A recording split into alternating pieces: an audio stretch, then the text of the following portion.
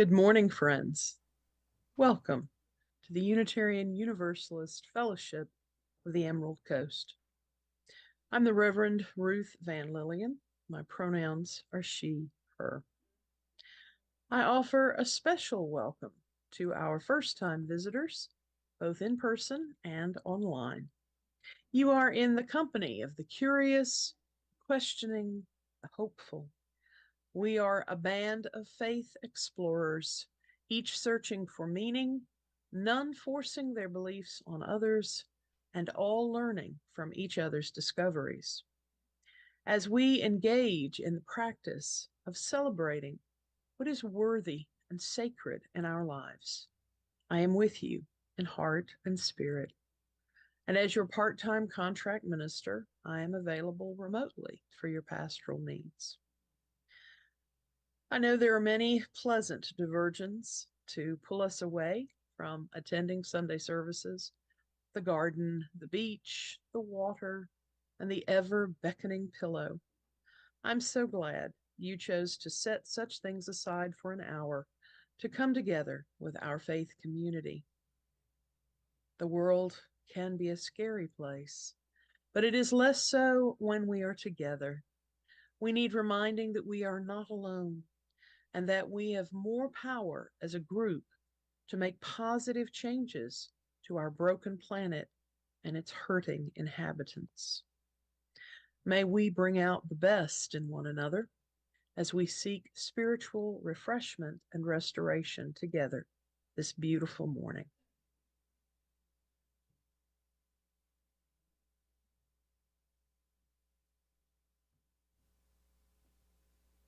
So, good morning, everybody. Um, my name is Amy. I think you all know that. And we're doing tag team service leaders this morning, so there'll be four of us doing different parts of the service. Holly and Sarah and Claire they'll be jumping in. If you haven't already placed your flower in one of the jars up front, you can do so now, or we'll send an emissary to get it and put it in the jar.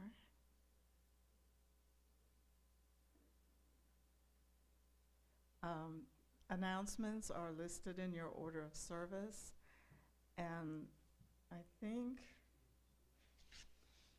so. Next week is the congregational meeting that everyone is urged to come to. Summer Tai Chi sessions start on May the 1st, and there's a flyer on the back bulletin board. I guess that's all from the order of service. But today, after the service, I didn't see any second hour groups listed, but the children, the RE, wonderful RE folks, we're going to be doing a drum circle for Earth Day with some chanting. And so the children, so we can't go outside, unfortunately, because of the weather, because it's too wet to sit on the ground and it might rain again, actually. So my plan is just after everybody has their little snacks to come up here and make the drum circle, and we'll sing. And any of the adults who also want to come and play with the drums are welcome. Today is an intergenerational service, which means the children will be with us for the whole service. Oh, and there's also some plants on the back table and some bird feeders that are available free to a good home or a lot of good homes.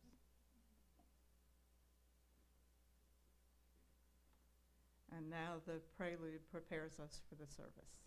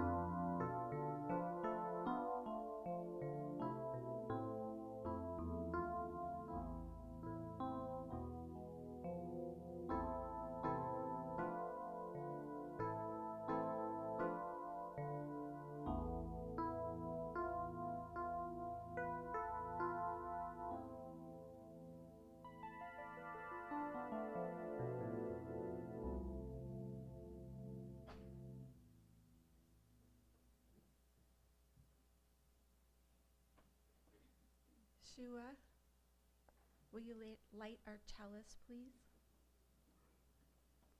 Good morning. I'm Holly. Please join me in a responsive reading to honor the mother of all mothers, Earth. We belong to the earth.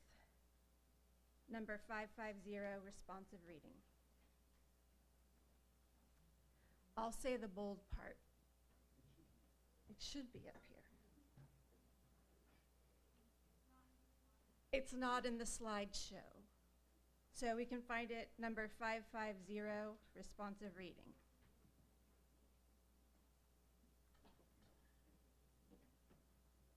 Are we ready? This we know, the earth does not belong to us. We belong to the earth. This we know. All things are connected like the blood that unites one family. All things are connected. Whatever befalls the earth, befalls the sons and daughters of the earth. We did not weave the web of life. We are merely a strand in it. Whatever we do to the web, we do to ourselves. Thank you, Sheila.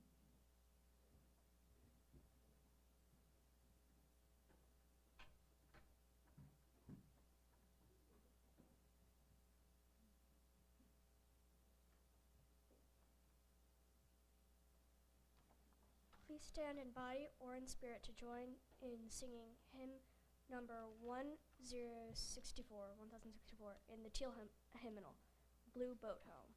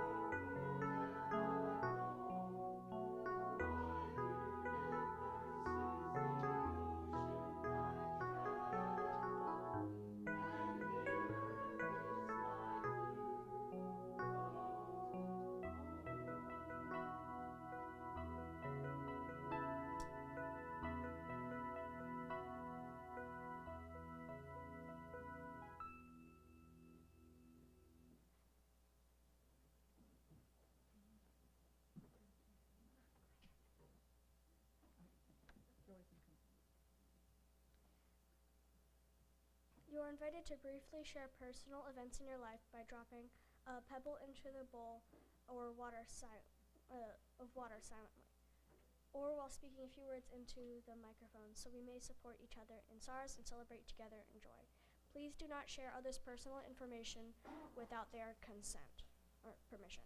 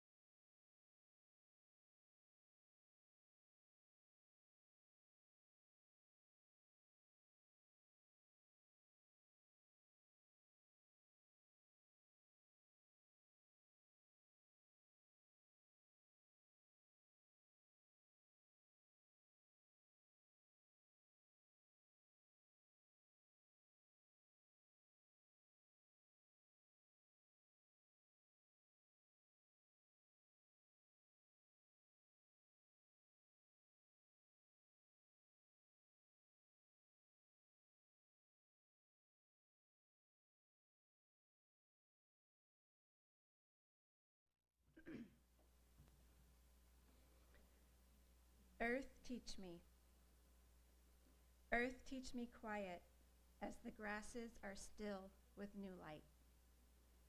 Earth, teach me suffering as old stones suffer with memory. Earth, teach me humility as blossoms are humble with beginning. Earth, teach me caring as mothers nurture their young. Earth, teach me courage as this tree that stands alone.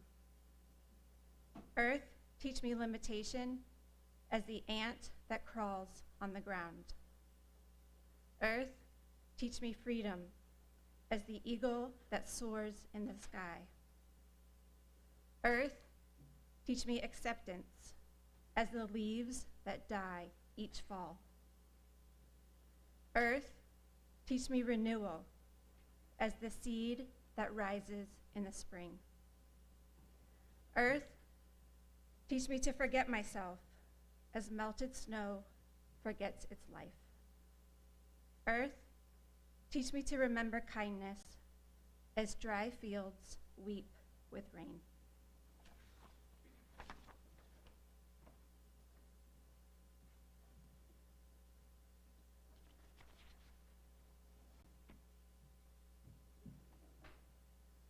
After a song of dedication, greeters will take up the offering. Generosity is a spiritual practice. Our fellowship is supported by our pledges and donations. If you are paying your pledge with a check today, please make a note in the memo line. We also have a tradition we call Share the Plate, where we split equally all cash donations and checks not marked as pledges with a local charity. For the month of, is it still the same? It says November. Oh, it's supposed to say April. Yeah, it says November. Our Share the Plate partner is Opportunity Place.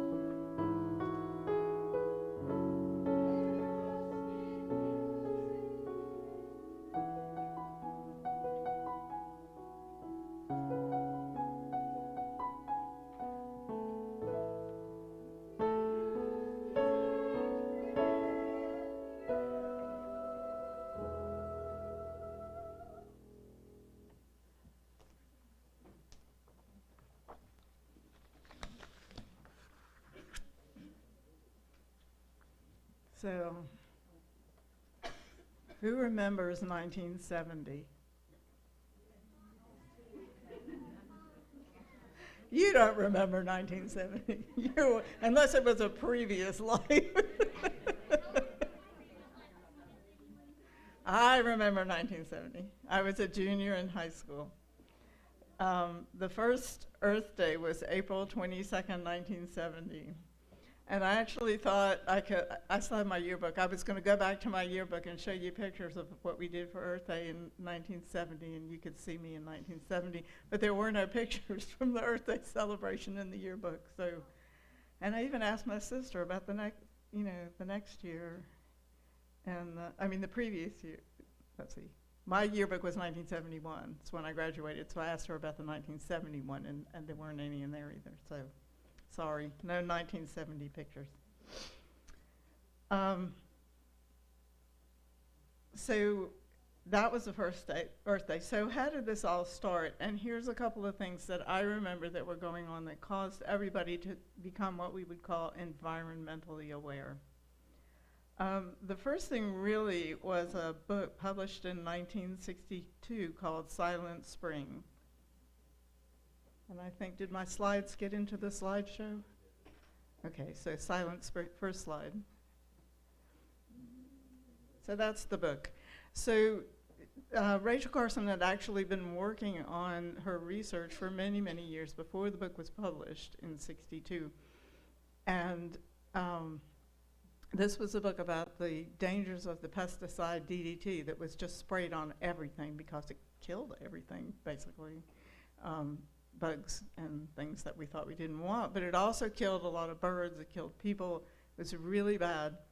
And so, yes, it killed everything. So if it got sprayed to spray on an insect that was on a plant, then it was on the plant, and you ate the plant, you got DDT in you. Yes, just like that. So, that was like the thing that was starting to bring us awareness. And DDT was eventually banned in the US and in some other countries. It is still used in some places to spray for mosquitoes where malaria is really present. But it is banned in the US. Okay. So then and also that time, so I was growing up in the Maryland suburbs of DC, and I can remember being told that we could no longer eat fish or crab from the Chesapeake Bay, which was terrible because it was a wonderful, wonderful seafood. And now, according to environmental authorities, you can eat small bluefish from the Chesapeake Bay, but only twice a month. Not the big ones, because the big ones have PCBs all in them. And you can eat soft-shell crabs as long as they're caught outside of the Back, Middle, or Patapsco rivers or the Baltimore Harbor. I know, you're shaking your head like, this is now. This is like today. Okay, then what happened? So next slide. In 1969, the Cuyahoga River in Cleveland caught on fire. So you remember this? Okay, Cleveland became sort of a joke at that point. How can a river catch on fire? There was so much pollution on the river and oil and sludge that it caught, exactly. But it was like, that's how we all were. The river caught on fire. This was in 1969, and at this point, and around 1969, Senator Gaylord Nelson of Wisconsin championed the passage of the Clean Water Act and the Clean Air Act and creation of the Environmental Protection Agency. And that's what led to the first Earth Day in 1970. There were a lot of other things too. I mean, there were cities that you couldn't breathe in. Birmingham, Alabama was one of them. Los Angeles was horrible. There were days you just couldn't go outside because the air pollution was so bad. So the first you know, there was the EPA and the Clean Water Act, and that did a lot of things to improve things. Like you can eat some of the fish in the bay now. On March 20th, 2019, so how many years is that, Mr. Mathematics over there? From 1969 to 2019.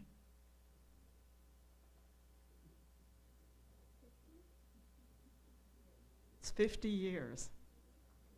Finally, fish caught in Ohio's Cuyahoga River were declared safe to eat.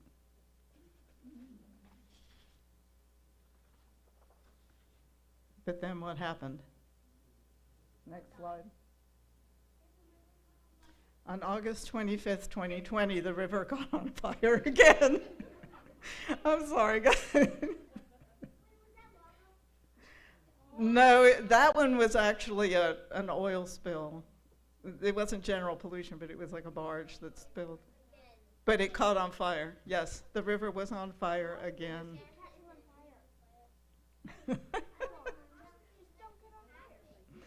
Okay, so the next slide. So you remember Pogo? If it's for those who don't remember, Pogo was a cartoon that was in a newspaper when we still used to get newspapers with comics in them. And Pogo was a possum, by the way. And a lot of what Pogo said was politically, you know, stuff like that. And so this is Pogo's famous phrase. Yes, we have met the enemy and he is us. Right? Or she, he, they are us. However we say it. That was Pogo. That is so famous that everybody knows that quote. So the big mantra around the first Earth Day, and there were posters and all kinds of stuff, and I think did I put a next one? Yeah.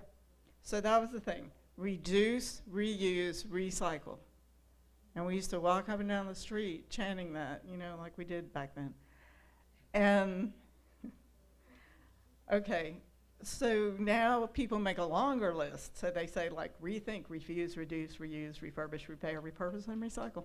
Notice that reduce is always like at the top, and recycle is always at the bottom. And yet we have spent the last 50 years or more thinking that we're just going to recycle ourselves out of this mess. Okay, so now I'm going to introduce you to some philosophical thought that I grew up with. And this is not really to do with Earth Day, but it's to do with what I've learned. So tomorrow evening is the first day of the Jewish festival of Passover. And at Passover we have this giant meal, and it's like a whole nother service, and we talk and we eat and we sing. And one of the songs that we sing is called Dayenu. You want to say Dayenu? Okay, Dayenu. And Dayenu is a great song because everybody can sing it, because like the chorus is one word. So even little kids can sing it. I'm not going to sing it. It's like 15 verses. And you all know the story of Passover because you've seen the movie. You know, Moses led the people out of Egypt, and then the Red Sea parted. You all know this movie. And then he got there and the Ten Commandments and all that stuff. Okay, but Dayenu is a song, and what it says is, if God had just led us out of Egypt and not done all these other wonderful things, it would have been enough. And that's what Dayenu means. Dayenu means it would have been enough. So Dayenu actually, and I learned this as a child, and it never really sunk in until I was a little older. This is a powerful contemporary outlook on life and a call to mindfulness about the way we currently lead our lives. Consumption is unrestrained by any internal sense of control, from the amount of soda we drink to how much money corporate executives can make, to what kind of stuff we buy. Dayenu reminds us that there is another way. An outlook on wealth, consumption, and sufficiency that is very countercultural in our capitalistic society.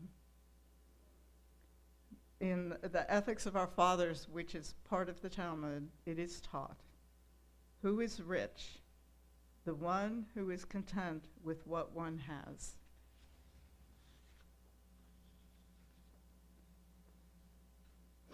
And even more austere, although Judaism is not an ascetic religion, you're not meant to be like vows of poverty or anything. The Talmud instructs an individual who can eat barley bread and has plenty of it, but eats wheat bread, is guilty of transgressing the law of unlawful waste. So, like I said, Judaism is not an ascetic religion. We are encouraged to carve out holidays for enjoying ourselves. On Purim, you're supposed to go out and get drunk, and Passover, you have this giant meal, and that's fine. But if we want to experience delight on these occasions, we also need times of restraint. Then beyond the individual, what you do, practice, we are also becoming increasingly aware of the global consequences of unbridled materialism over a sense of sufficiency.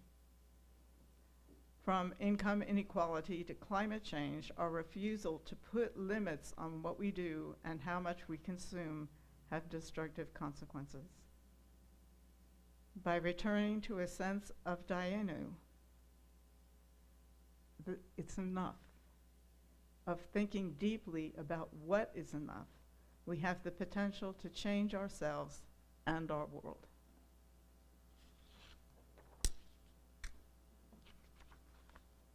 And now we're going to celebrate.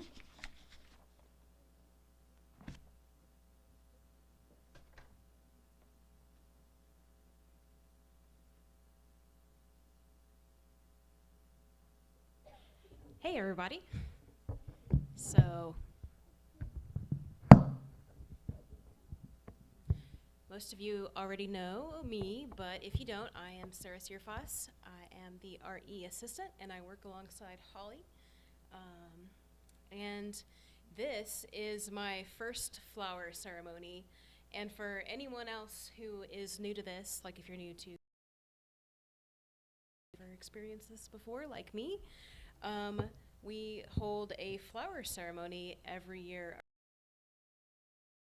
Normally, it's also called the Flower Communion, but it was initiated by Dr. Norbert Čapek, founder of the UU movement in Czechoslovakia, who was later killed in a Dachau concentration camp by the Nazis for his belief that each human held inherent value and beauty.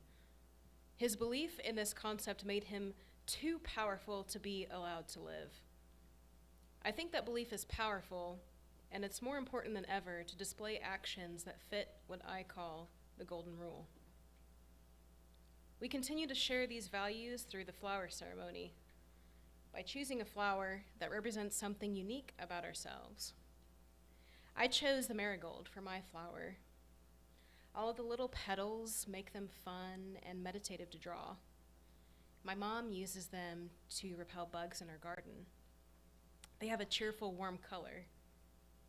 I chose them for my wedding because they signify warmth, prosperity, and strength. A piece of us are in these flowers, our favorite colors, scents, family bonds, and memories. As we take a new flower, reflect upon our fellowship today. Please join me in taking a flower.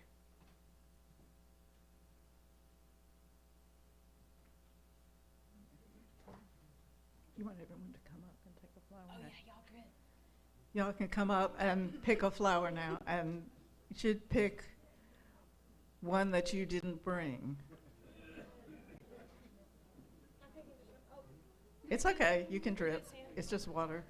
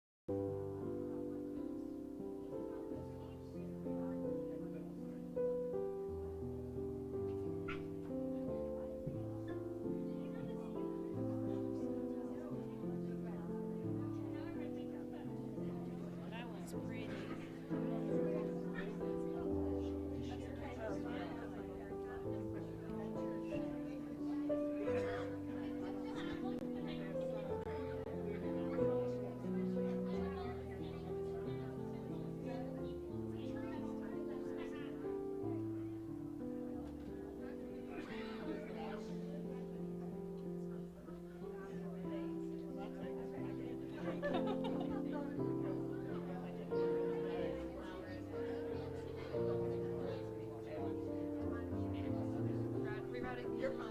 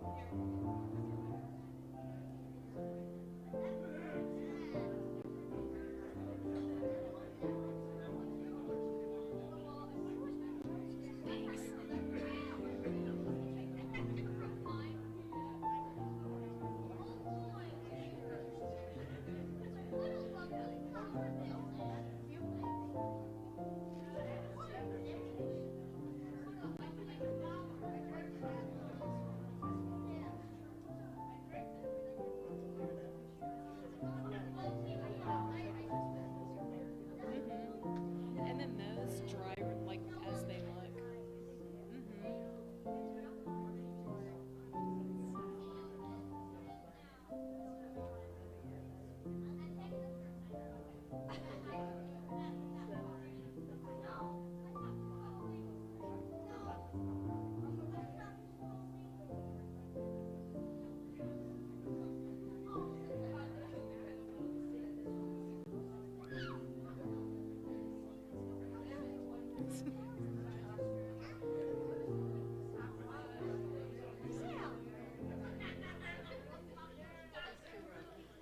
Did everybody get a flower?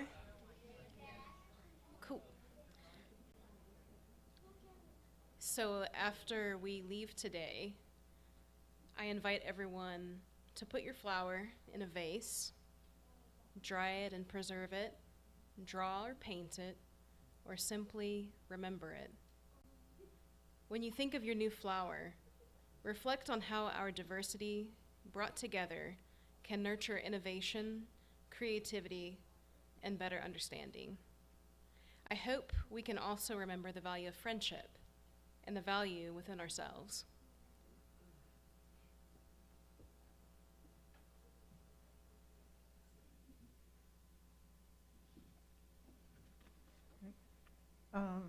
Now please stand in body or in spirit to join in singing hymn number 78 in the gray hymnal, Color and Fragrance. And this hymn was actually written by Reverend Chubbuck,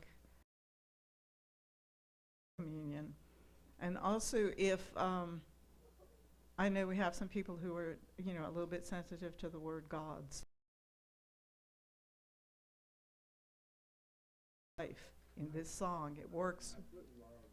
Oh, love. Okay, he put love. You can also use life, so you can sing whatever word you would like in that place. I was feeling the same thing.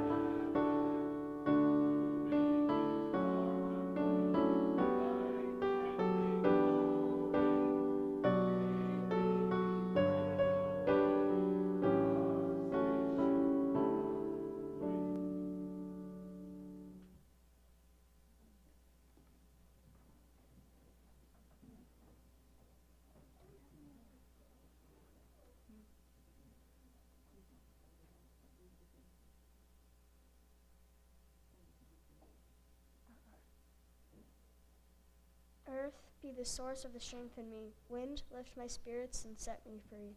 Sun, let love's power burn bright in me. Moon, stir the seeds of my dreams in the tides of the sea.